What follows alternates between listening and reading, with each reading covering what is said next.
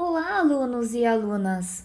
Hoje vamos falar sobre a evolução atômica, ou evolução dos modelos atômicos. Eu sou a professora Ana Paula, do canal Quimicana. Durante muito tempo, o homem procurou entender qual era a composição da matéria.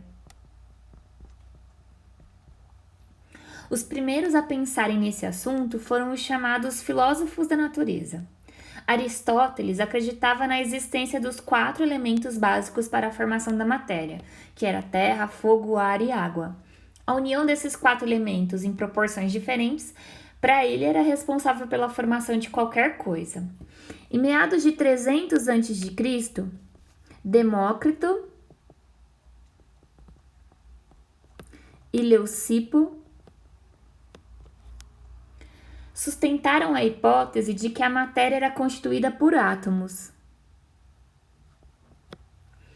que eram partículas indivisíveis. Os atomistas defendiam que na natureza tudo ocorria devido à ação dessas partículas mínimas invisíveis.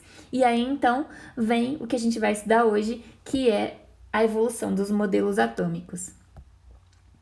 Vamos iniciar nossa fala falando sobre John Dalton, o modelo de John Dalton. Toda matéria é formada por pequenas partículas denominadas de átomos, e os átomos são partículas, segundo Dalton, esféricas, maciças e indestrutíveis ou indivisíveis. O modelo de Dalton ficou conhecido então como o modelo da bola de bilhar. Dalton também falou que toda a matéria do universo é formada por combinação dos elementos que podem ser iguais ou diferentes, formando assim as substâncias, os compostos. A gente vai estudar agora a grande descoberta de Thomson, então o modelo de Thomson. Thomson descobriu o elétron.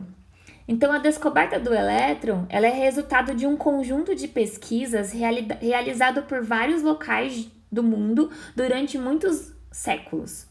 Uma das experiências mais bem-sucedidas foi feita por William Crookes, que idealizou a ampola de Crookes, que foi utilizada por Thomson para a descoberta dos elétrons. Crookes desenvolveu um dispositivo, como o da imagem, que continha em seu interior uma pequena quantidade de gases inertes, e nas extremidades 2 peças metálicas denominadas eletrodos.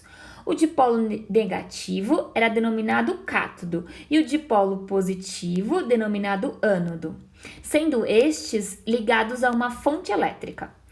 Ao se aplicar uma alta diferença de potencial entre os eletrodos presentes da ampola de Crookes, o gás presente sofre ionização e é observado um fluxo de raios luminosos partindo do cátodo em direção ao ânodo. Esse fluxo de raios ficou conhecido como raios catódicos, esse fluxo luminoso. E o tubo ficou conhecido como tubo de raios catódicos. O raio ele se propagava em linha reta. Para verificar se esse raio catódico continha partículas com massa, foi adicionado um molinete ao percurso desse raio catódico. E aí verificou-se que o molinete se movimentava, indicando que as partículas continham massa. Para verificar a carga das partículas, foi feito um experimento, usando ímãs carregados positivamente e negativamente. O que observou-se foi que os raios catódicos iam em direção ao ímã carregado positivamente, indicando que eles tinham carga negativa. Thomson chegou então à conclusão, por meio desse experimento lindíssimo, que os raios catódicos eles eram constituídos por partículas negativas, cujas massas eram muito menores que a massa dos átomos. Concluiu que as partículas eram as mesmas, independente do gás da ampola. E aí, então, ele descobriu o elétron. Estudando, então, as descargas dos tubos de raios catódicos, Thomson percebeu a existência de partículas carregadas negativamente. Para Thomson, o modelo do átomo continha elétrons que estariam uniformemente distribuídos em um fluido positivo, garantindo assim o equilíbrio entre as cargas positivas e negativas. O modelo de Thomson ficou conhecido como o modelo do pudim de passas, como mostra a imagem. E aí, nesse modelo, então, ele tem um fluido positivo com elétrons encrustados. Um experimento lindíssimo foi feito por Ernest Rutherford, que foi o experimento conhecido como o experimento de Rutherford. Esse experimento, ele usou um bloco de chumbo com um pequeno orifício, polônio no seu interior, que liberava um feixe de partículas alfa, que eram partículas com carga positiva. No percurso do feixe tinha uma lâmina finíssima de ouro. Ao redor dessa lâmina tinha papel fotográfico e impregnado com sulfeto de zinco, que gerava uma fluorescência, ou seja, brilhava quando as partículas alfa entravam em contato. Então, por esse brilho, ele conseguia perceber o percurso das partículas.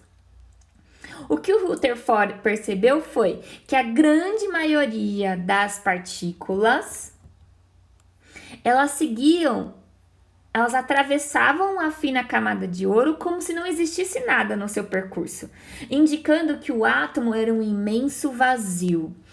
Pensem bem que, nesse momento, Rutherford só queria comprovar o modelo de Thomson. Então, para o Rutherford, todas as partículas iam ricochetear, iam voltar, porque o átomo até Thomson era maciço. E aí, então, a primeira evidência que ele teve foi que a maioria das partículas atravessou a lâmina de ouro, indicando que o átomo era, então, um imenso vazio. Continuando o experimento, o Rutherford percebeu que poucas partículas ricocheteavam, ou seja, elas batiam em um núcleo que era pequeno e denso, mas ele era muito pequeno, por isso que poucas partículas alfa não atravessavam a lâmina de ouro. E também ele percebeu que poucas partículas alfa passavam e sofriam desvios. Essas partículas desviadas provavelmente foram desviadas devido ao núcleo, que era pequeno e positivo e gerava uma repulsão com as partículas alfa que também tinham carga positiva. Com isso, o modelo de Rutherford ficou conhecido como o modelo do sistema solar, ou modelo planetário. Então, a maioria das partículas atravessava o ouro como se não existisse nada, evidenciando que o átomo era vazio.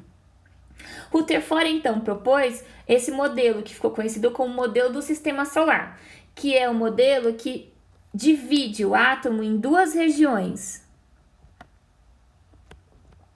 Uma região central, que é o núcleo, onde estão concentradas as partículas positivas, e uma região periférica, que ele chamou de eletrosfera.